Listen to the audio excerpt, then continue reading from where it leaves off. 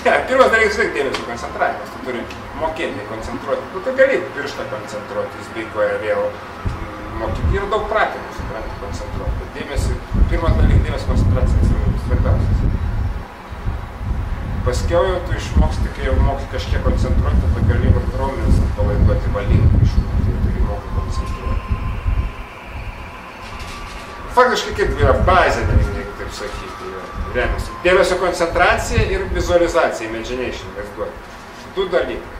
Nes to pagalba tu gali tada ir raumenis atpalaiduoti, nes raumenis atpalaidavusi ir koncentracija ir vizualizacija gauna kur kas didesnį jėgą.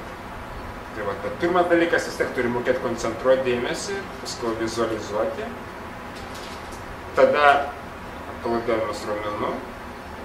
Ir tada jau atpalaidavus raumenų koncentracinė vizualizacija jau kitam lygiai visai.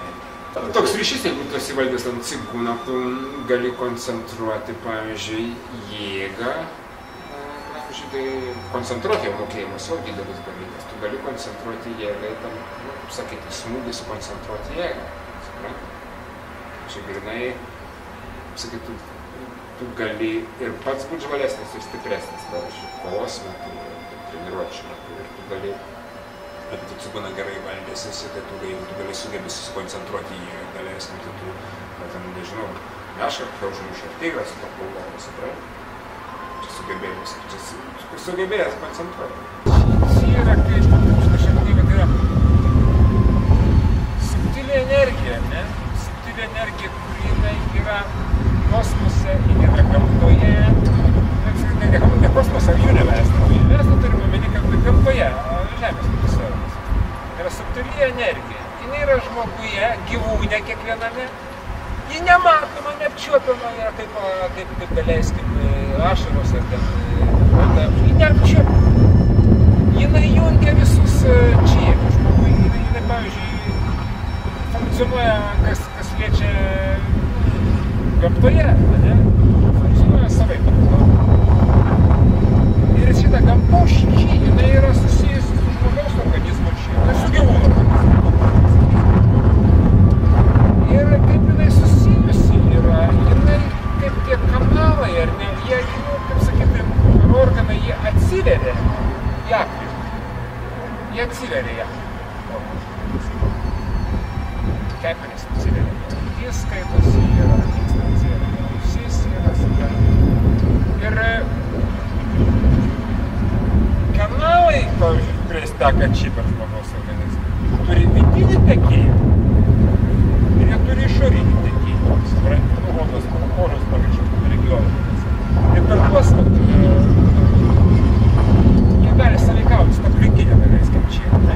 Taip pat galima sąveikauti per orą, kaip sakoma, įkvėpimo čia yra, supranti? Dabar kaip ta čipų, jinai jungia, jos dėka vyksta mūsų organizmas funkcionuoja. Nebūtų čipus organizmas, nefunkcionuoja. Ir tikėtų visų žmonių. Jis nefunkcionuoja iš vis. Žmogus gimė, jame pradeda tikėti čia. Čia, jeigu išsenka, žmogus miršta, neišvengia. Jeigu žmogus susirga, jeigu čia sutrinka kažkur jos tekėjimas, ar kažkaip netaip teka, per daug, ar per mažai, tai grubiau.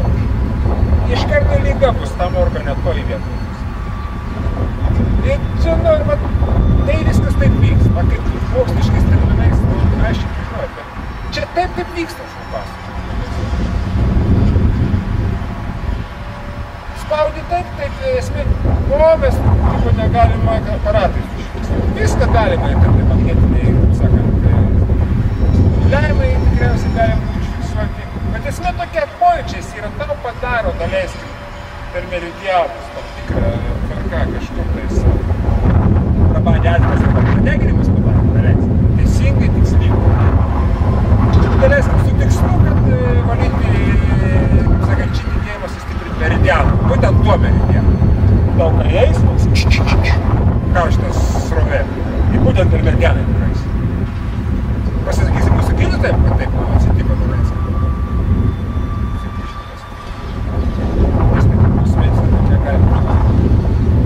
Lygiai taip pat tą či tekėjimą organizme nebūtinai gali žolės duoti tokį pat efektą. Vaistažolės, kurios veikia į tam tikrus meridianus, tai tikslinga, nes vaistažolės turi tokį poveikį, vairių poveikį.